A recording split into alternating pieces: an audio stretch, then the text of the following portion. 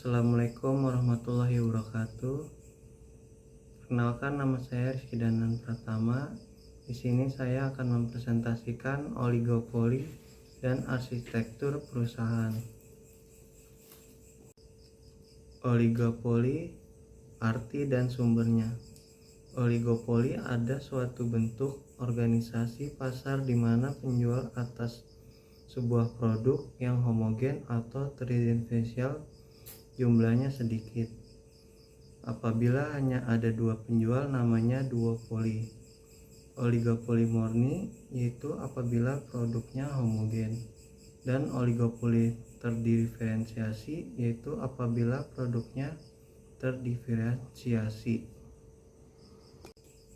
Ada beberapa contoh oligopoli. Yang pertama, satu, produk homogen, yaitu baja, aluminium, kaca, besi, dan lain-lain.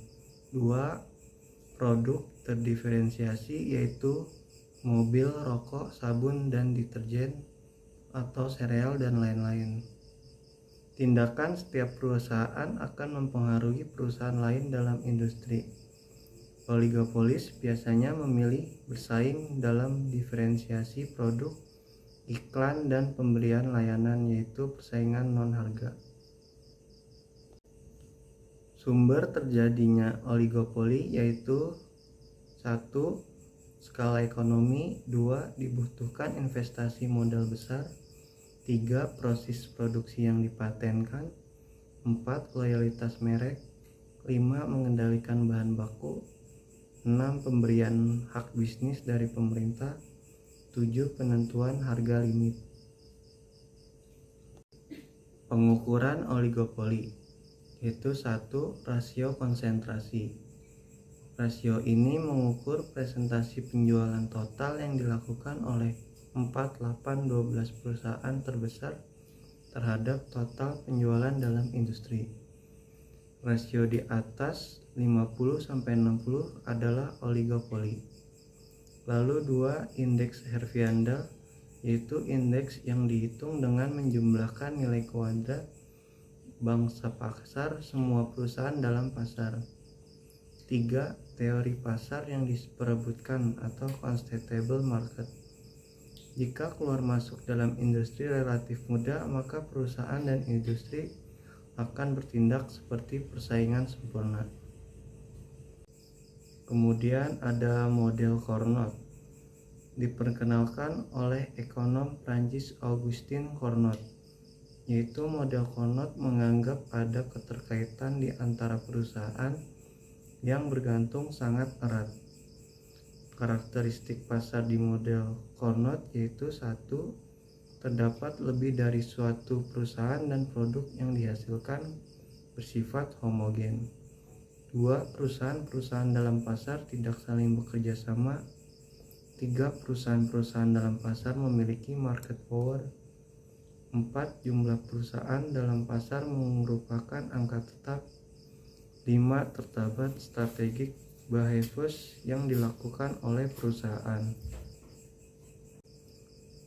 Karakteristik model Carnot yaitu asumsi dasar model Carnot.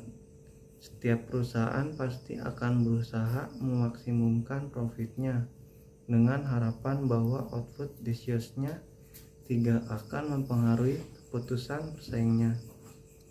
Perusahaan menganggap bahwa output yang dihasilkan bersaingnya adalah tetap, yaitu sehingga semua perusahaan akan mengambil keputusan dengan mempertimbangkan output pesaingnya, tanpa menyadari bahwa gerakan mereka masing-masing menjadi dasar pengambilan keputusan pesaingnya. Model kurva permintaan yang terpatah diperkenalkan oleh Paul Swayze. Jika perusahaan oligopoli menaikkan harga, perusahaan lain tidak akan mengikuti, sehingga permintaan akan elastis. Jika perusahaan oligopoli menurunkan harga, perusahaan lain akan mengikuti, sehingga permintaan akan inelastis. Implikasinya adalah bahwa kurva permintaan akan terpatah atau MR akan dikontinuitas dan perusahaan oligopoli tidak akan mengubah harga ketika biaya marginal berubah. Lalu ada kesepakatan kartel. Dalam pasar sering terdapat solusi kerjasama antara perusahaan untuk membatasi persaingan dalam rangka meningkatkan keuntungan. Kartel terdiri dari dua, yaitu satu, kartel berbagi pasar, memberikan setiap anggotanya hak eksklusif untuk beroperasi pada daerah geografis tertentu. Dua, kartel terpusat, yaitu perjanjian resmi antara berbagai produsen oligopolistik dari suatu produk untuk menentukan harga monopoli, mengalokasikan output masing-masing anggotanya, dan menentukan bagaimana laba dibagikan. Kepemimpinan harga. Salah satu cara membuat penyesuaian pasar tanpa harus kolusi dan perang harga adalah kepemimpinan harga. Kepemimpinan harga yaitu perusahaan yang diakui pemimpin harga melaksanakan perubahan harga, dan kemudian perusahaan lainnya dalam industri dengan cepat mengikutinya. Perusahaan barometrik yaitu satu, terbesar, dominan, atau perusahaan biaya terendah di industri. Lalu dua, kurva permintaan didefinisikan sebagai kurva permintaan pasar dikurang pasokan oleh para pengikut. Perusahaan pengikut yaitu satu, mengambil harga pasar seperti yang diberikan dan berperilaku sebagai pesaing sempurna. Itu saja yang bisa saya sampaikan. Kurang lebihnya mohon maaf. Wassalamualaikum warahmatullahi wabarakatuh.